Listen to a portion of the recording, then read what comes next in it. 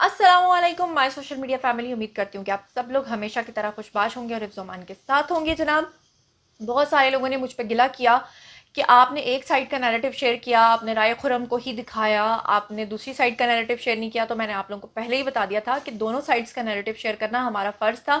हमने फ़र्क सिर्फ इतना है कि जब एक साइड का नैरेटिव आप लोगों के साथ शेयर किया तो उन्होंने प्रॉपर तरीके से अपने केस का ना सिर्फ दिफा किया बल्कि आप लोगों के सख्त सवालों के जवाब भी दिए।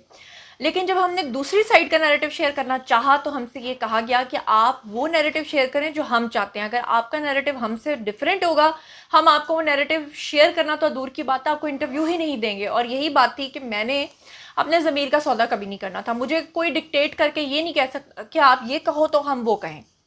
लेकिन आज मैं आपके लिए लेकर आई हूँ, हमारे एक जाने माने जर्नलिस्ट हैं, न्यूज़ 24 में काम करते हैं, बहुत सारे चैनल्स के साथ काम कर चुके हैं, अपना यूट्यूब चैनल भी चला रहे हैं। और पिछले दिनों उन्होंने मेरा भी मौक़िफ़ लिया था और भी बहुत सारे लोगों का मौक़िफ़ लिया है। उसमें एक सीनियर एडवोकेट हैं और सीनियर साबिक जो हैं पुलिस ऑफिसर हैं, उनसे पूछते हैं कि वो दुआ ज़हरा केस को कैसे देखते हैं। क्योंकि जब मैं आपसे कोई बात करूंगी तो मुझे मोरद इल्ज़ाम ठहरा दिया जाएगा रिपोर्ट के बजाय कि आपका शायद उनसे कोई ताल्लुक है। राय खुरम के बारे में बताऊंगी तो कह दिया जाएगा कि वो उनके वकील हैं। तो अब एक थर्ड पर्सन क्या कह रहे हैं इस केस के बारे में सुनिए और अपना फीडबैक ज़रूर दीजिए। बल्कि मैं भी आपके साथ देखती हूँ, चलिए आइए देखते हैं कि वो क्या कह रहे हैं। बिस्मिल्लाहिर्रहमानिर्रहीम। अस्सलाम वालेकुम नाजरीन, मैं हूं आपका मेज़बान मियां मोहम्मद आसिफ और आप देख रहे हैं न्यूज़ टुडे। नाजरीन, हमारे साथ साबिक police officer advocate Lahore high court Azizullah Khan साहब मौजूद हैं।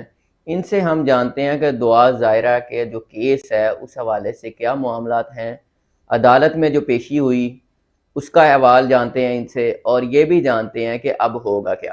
अस्सलाम वालेकुम खान साहब। पाकिस्तान में सब कैसे हैं आप? कैसे हैं जी खान साहब? जी, खैरियत से हैं? अल्हम्दुलिल्लाह ठीक ठाक है अल्हम्दुलिल्लाह। खान साहब। दुआ जहरा के वालिद की जानब से अभी तक भी कहा जा रहा है कि मेरी बेटी को अगवा किया गया और अगवाकार हैं, कोई गैंग है। तो आप क्या समझते हैं सबसे पहले कि अगवा वाली जो बात है उसमें कितनी हकीकत है? ये सब अब तो बहुत ज़्यादा हो गया है जी, दुआ ज़ारा केस। और हमारे जो यूट्यूबर दोस्त हैं, बच्चे हैं, उन्होंने बड़ा फ़ायदा उठाया इससे और तरह तरह की बातें की गई उसमें। लेकिन हकीकत ये है, बीइंग ए पुलिस ऑफिसर और बीइंग ए लॉयर, कि वो अपनी मर्जी से आई है।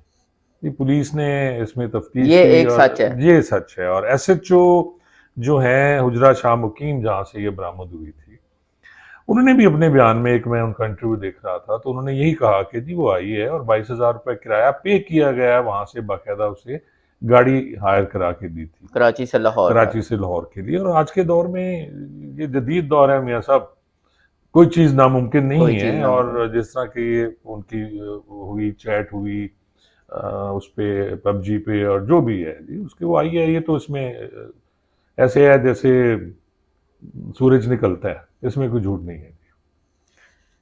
अब उसके वालिद की जानब से जो मुसलसल अगवा का कहा जा रहा है, और फिर सिंध हाई कोर्ट में जो केस दायर किया गया है, सिंध हाई कोर्ट के केस की क्या आप पोजीशन समझते हैं? और सिंध हाई कोर्ट में ये जो किया गया है, ये क्या अदालत के साथ धोखाधड़ी नहीं है? अदालत को अंधेरे में रखने के मुतरादिफ नहीं है?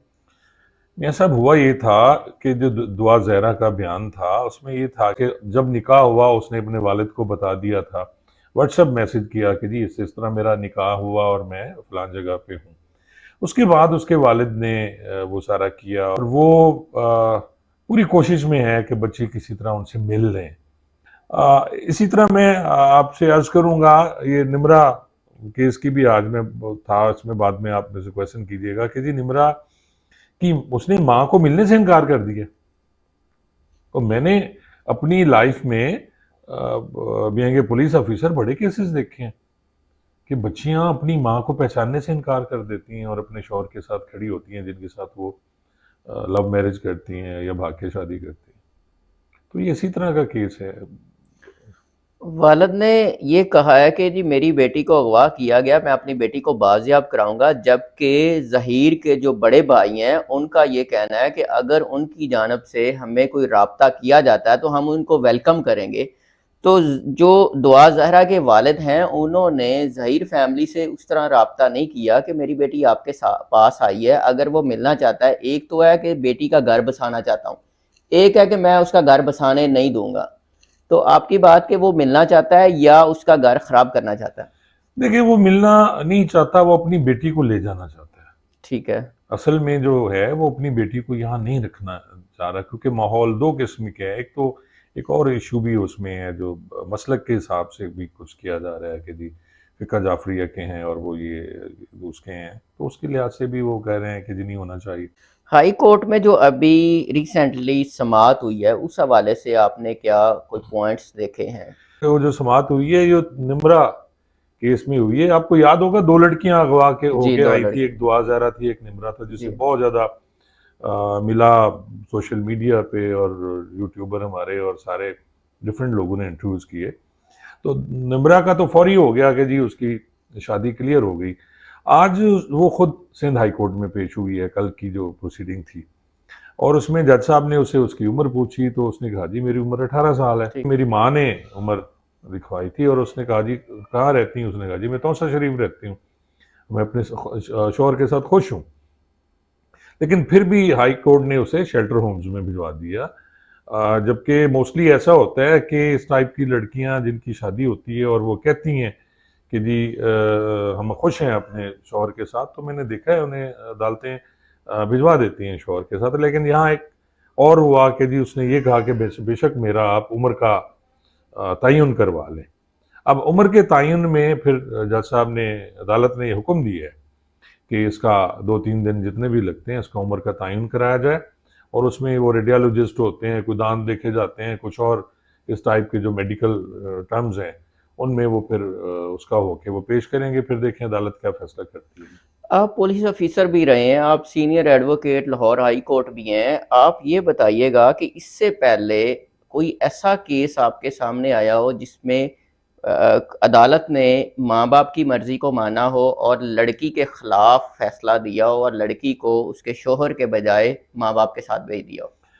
मोस्टली नहीं होता। देखें 164 का जो बयान है वो ज़ाब्ता फौजदारी 164 सीआरपीसी जिसे कहा जाते हैं, उसके तहत बयान होते हैं, और वो जज साहब उनसे पूछते हैं कि जी क्या आप पे कोई प्रेशर तो नहीं है, आप आज़ाद मर्जी से बयान दे रही हैं, और अगर पुलिस वहाँ मौजूद होते हैं तो फिर बयान ही नहीं होते हैं।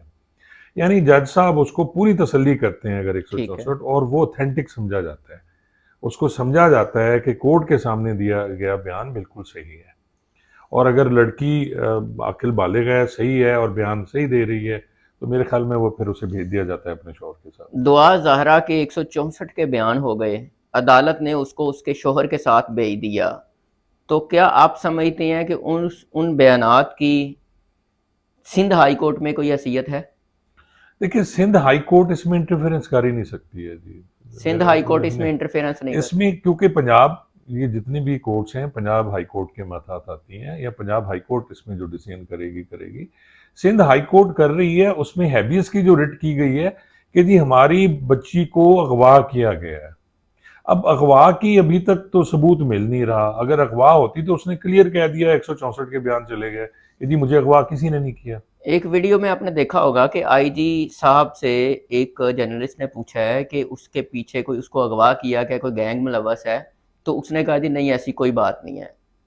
तो इसका मतलब है सिंध पुलिस को पूरी इन्फॉर्मेशन है। जी पुलिस, देखें बात वही आ जाती है कि आप किसी को उसकी मर्जी के खिलाफ कहीं नहीं लेके जा सकते जी। अगर लड़की समझती है वो मुलजमा नहीं है, उसका जो खामंद है वो मुलजिम नहीं है, तो आप उसे कैसे लेके जा सकते हैं? उसकी मर्जी है, कॉन्स्टिट्यूशन आपको आज़ादी देता है, आईने पाकिस्तान जो है, तो वो अपनी मर्जी से जाएगी ना, उसको आप घसीट के तो नहीं लेके जा सकते।